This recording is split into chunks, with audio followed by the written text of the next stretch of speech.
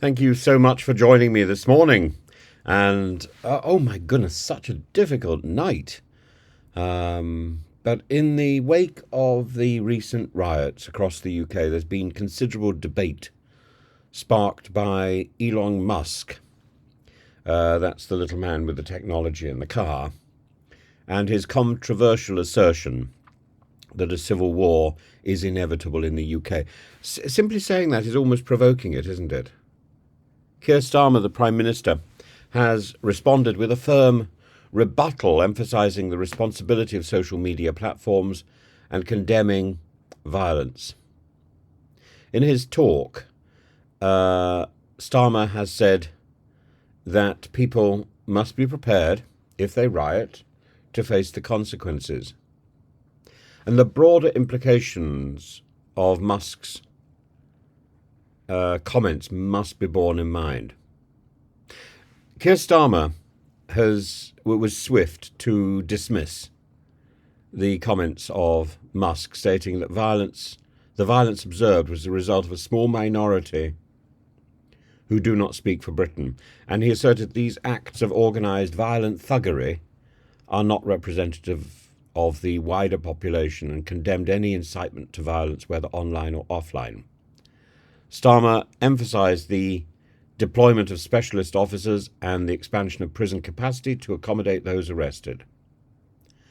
While his commitment to law and order is commendable, his response lacks a nuanced understanding of the underlying socioeconomic issues contributing to the unrest.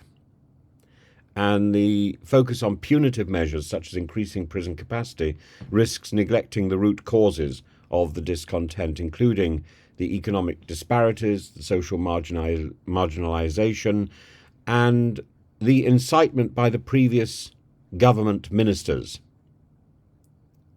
It's as if there has been a tidal wave of egging people on. And I think the obsession of the previous government with migration has not helped in any way.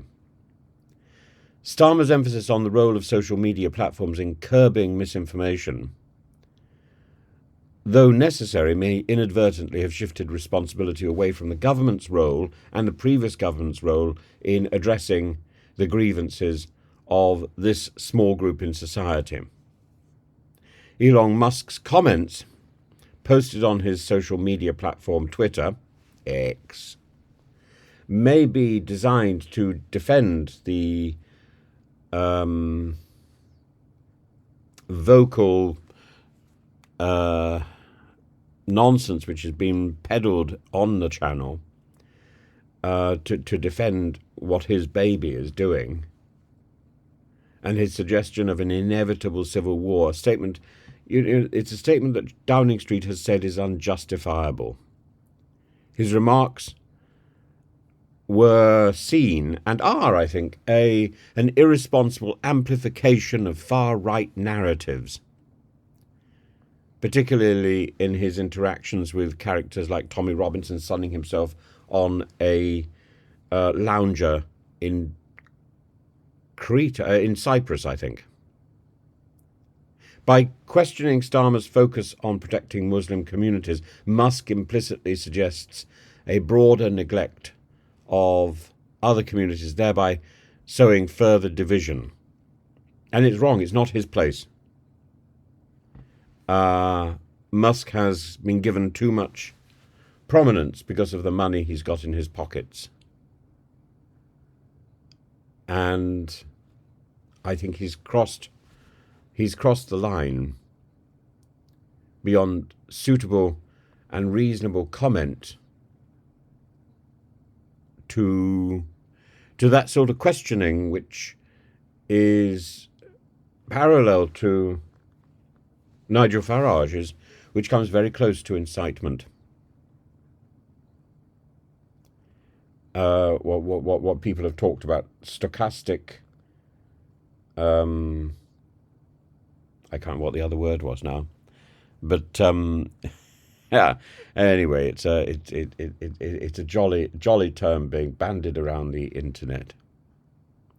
Starmer underscores the need for social media companies to take greater responsibility for the content on their platforms, and he's highlighted the legal obligations of these companies to prevent criminal activities and to discourage incitement.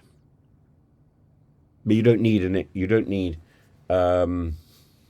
leadership demonstrating how to do incitement, do you? The government's engagement with these platforms, including planning meetings with the technology secretary, Lisa Nandy, and the social media bosses, underscores a proactive approach to digital governance. But we shouldn't be thinking in terms of censorship. We should be thinking in terms of education. And the strategy we use must be balanced with respect for freedom of expression, even if people are saying things you don't like. But there's a difference to a debate and incitement to action, and you have to be very careful at the moment. Efforts to curb harmful content should not inadvertently stifle legitimate discourse. But the exchange between Elon Musk and Keir Starmer over the state of unrest in the UK highlights significant challenges in addressing both real-world and online content.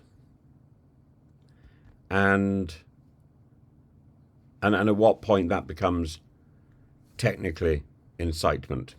And whether or not the reach of British law can pursue people like Elon Musk, or indeed Tommy Robinson, or indeed Nigel Farage.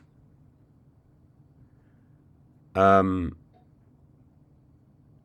emphasis on law enforcement and social media regulation is a crucial step towards maintaining public order.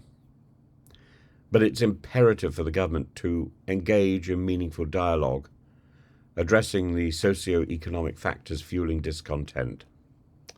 Only by addressing these underlying issues can there be any hope to prevent further unrest and move towards a more cohesive society.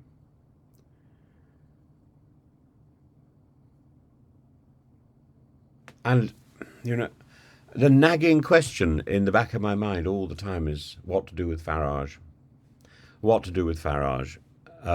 So Keir Starmer has a choice at the moment. He can ignore Farage's responsibility in this incitement issue. He can ignore this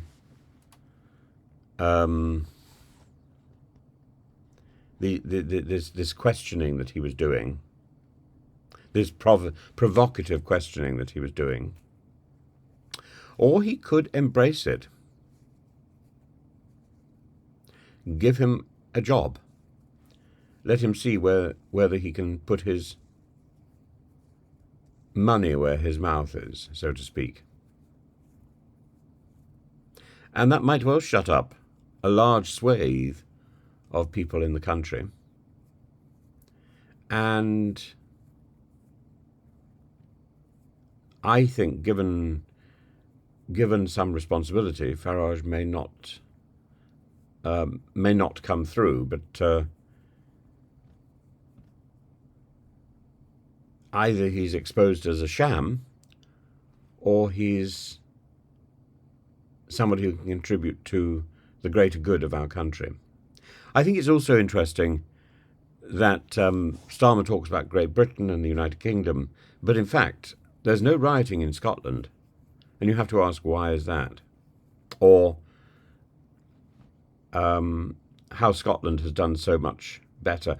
And I would say it's not so much about how much better Scotland has done. I don't think it has particularly. Scotland and Humza Yousaf, for example, has talked again about the value that migration brings to our country. But I think it's also got something to do with the reach of Reform UK. Reform UK has in many ways not pursued ambitions in Scotland. and therefore there is no rioting in Scotland. And suddenly that makes Reform UK quite a serious, responsible actor in this drama. The buck stops with Farage.